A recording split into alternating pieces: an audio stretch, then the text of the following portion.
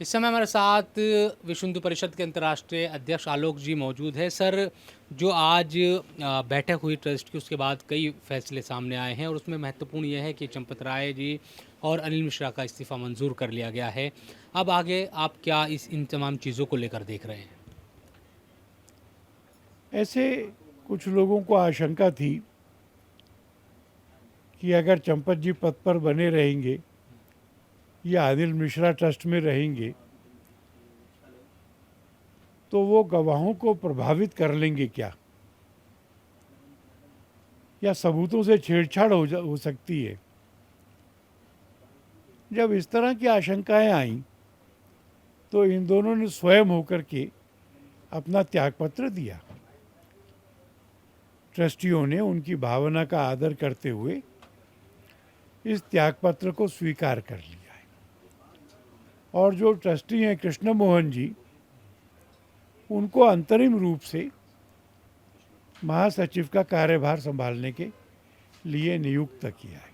अभी 10 से तो इस्तीफ़ा दे दिया। आप लोगों को भी कोई शक है क्या वीएचपी को, या वीएचपी में तो वो बने रहेंगे? एक पक्ष की बात सुनकर के कार्रवाई करना ये भारत की व्यवस्था नहीं है। उनका भी कुछ पक्ष है और उन पक्षों की जांच हो रही है।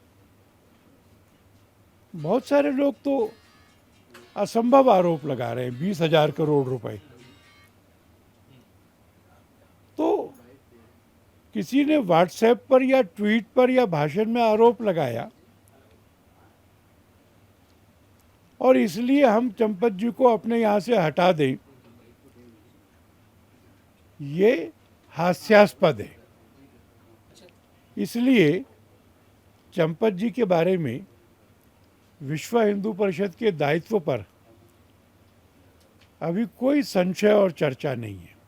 सर, एक सवाल ये है कि हम काफ़ी कई दिनों से देख रहे हैं कि जो दान की गई सामान है, उसको लेकर सवाल उठ रहे थे कि वो वहाँ है, नहीं है, गायब हो गई, ये तमाम चीज़ें हैं। अब ट्रस्ट की तरफ से किस तरह की बातें आप बता सकते हैं कि उनको देखा जा सकता है या नहीं? हमारी जानकारी ये है कि ट्रस्ट ने सबको खुला निमंत्रण दिया है कि जिन्होंने कोई कीमती वस्तु दान में दी थी वो ट्रस्ट से समय तय करके आएं, उस वस्तु को देखें, उसका सत्यापन कर लें। और ये निमंत्रण उन सब लोगों के लिए जिन्होंने कीमती वस्तुएं दान में दी थी। अच्छा, तो आखिरी सवाल छोटा सा यही कि इस पर पॉलिटिक्स बहुत हो रही है और तमाम जो विपक्षी पार्टियां हैं वो आप लोगों पर सवाल खड़े कर रही है, तो आगे भी ये चीज़ देखने को मिलेगी, उनके लिए कुछ कहेंगे अब? वो 2027 का चुनाव लड़ रहे हैं। कोई कह रहा है 20,000 करोड़, इतने तो वहाँ कभी आए भी नहीं, जाते कैसे।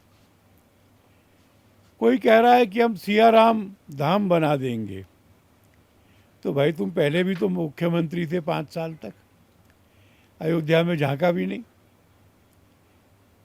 पहले जब सरकार बनी आपके पिताजी मुख्यमंत्री थे तो गोलियां चलवाते थे और उसका आनंद मनाते थे।